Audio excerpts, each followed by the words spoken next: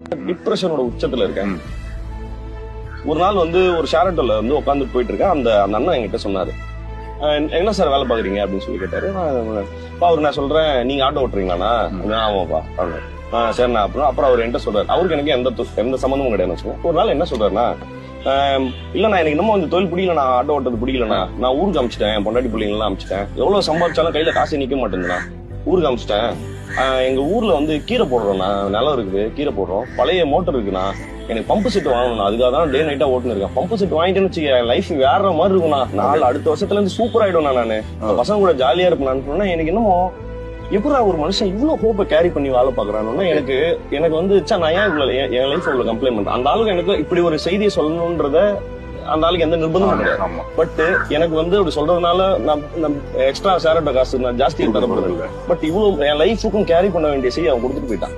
இந்த காரியத்தில் இருந்து நாம் என்ன கற்றுக்கொள்கிறோம்? யாரோ ஒரு சாதாரணமான மனிதர் தன்னுடைய வாழ்க்கையை ஷேர் பண்ணும் பொழுது அவர் தேற்றப்படுகிறார் என்றால், நம்முடைய தேவன் விடுதலைக்குரிய சுவிசேஷத்தை நம் கையில் கொடுத்திருக்கிறார். நாமும் நம்மிடத்தில் தேவன் அனுப்புகிற நபர்களிடத்தில் விடுதலைக்குரிய சுவிசேஷத்தை சொல்லுவோம் என்றால் அவர்களும் விடுதலையாக்கப்படுவார்கள் அல்லவா? Don't miss to share the gospel.